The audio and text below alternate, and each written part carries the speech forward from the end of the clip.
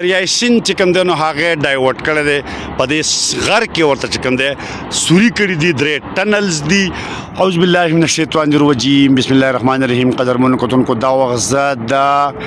اپر کوهستان د هزارې چې کوم دی په هغه ضلع کې موجود یم. د داسو نه بره تقریبا دا داسو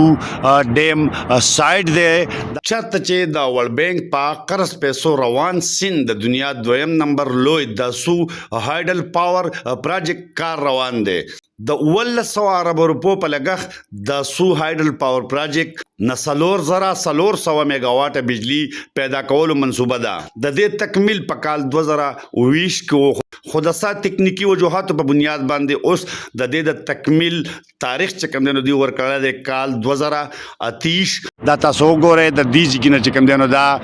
دیوال چې کوم دی نو دا شروع شوی دی او دا د دې دا چې کله راډکېږي د دې سره نو بیا به چې موږ بره لاړ شو تقریبا یو 900 میټر چې هغه دیوال تاسو ته ښکاري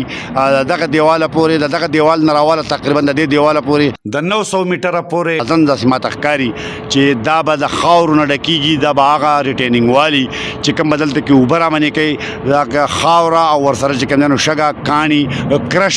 دا به ډکېږي د دې دیوال نه واله تر د هغه دیواله پورې. او که تاسو دا هم زه ووایم چې دا هم یوه عجوبه ده چې په هغه دیوال کې چې کوم دی دا سیند د کار دپاره وچ کړی دی د دغه دیوال نه راواله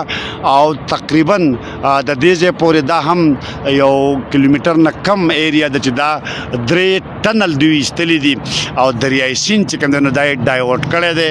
دا یې په دې غر کې ټنل ایستلي دي او د هغه ځای نه چې کوم دی دا دریای سیند دا یې دې طرف ته ډایورټ کړی دی را ایستلی دی په مخه باندې دلته په ښکته باندې چې کوم دی نو بهیږي. دغه ځای کې چې کوم دی نو دا ورته دغه هغه طرف ته چې کوم دی کم رهایشي دغه چې دی کرش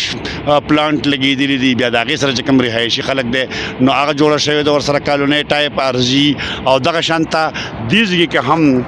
دا کرش پلانټ چې کوم دی نو دا لګېدلی دی دغه دې طرف ته چې کوم دی نو دا مال تیاری کار په دې باندې روان دی. د ورلډ بینک په قرض مالی تعاون باندې حکومت پاکستان دا پروجیکټ په خپله کې سلور چاینیز کمپنۍ راغلي دي او دلته کې کار کوي.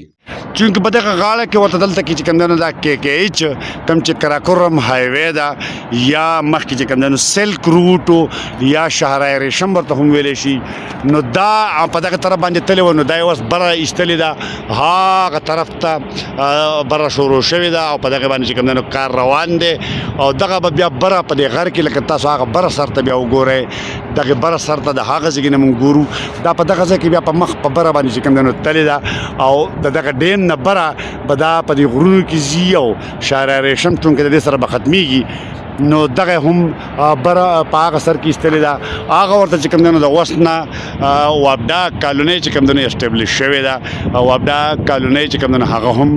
په هغه بر ځای کې چې کوم دی نو هغه جوړه ده او دغه شانته په دې ډیم باندې کار روان دی او 1 کیلومیټره به دا اوبه چې کوم دی نو تقریبا ډیم کېږي رابندېږي او 1 کیلومیټره به دا شهرهای قراقرم نوی سړک چې کوم دی نو هغې باندې هم ورسره کار روان دی. په دې سایډ باندې موجود یم او دا دی ډېر یو عجیبه چې دریای سیند چې کوم د سیندونو پلار دی دغې د هغه دیوال نه راواله دغه ځای کې دغه دیوال چې ورته والی دی د هغې نه په دغه غر کې ټنلې ایستلي دي د غر کې او دلته کې بیا دغه 3 ټنلې راوتې دي دا یې دلته را ایستلی دی او دا منځ چې کوم دی نو دا یې وچ کړی دی د دې دیوال نه واله د هغه دیواله پورې به دا طرف دا به د خاورو شګو کرش او دغه نه ډکېږي او د خاورې دیوال به وروالی کېږي او دغه هغه طرف چې مونږ کوم دلته کې واورېدل نو دا دغه چې کوم دنګوالی دی دغه ځای کې تقریبا د دغه ځای پورې به دا دنګ ځي د اوبه به چې کوم دی نو دغه ځای پورې رامنې کېږي سایډ او دغه د ډیم په حواله باندې خبرې وې ما له اجازه راکړئ د الله په امان.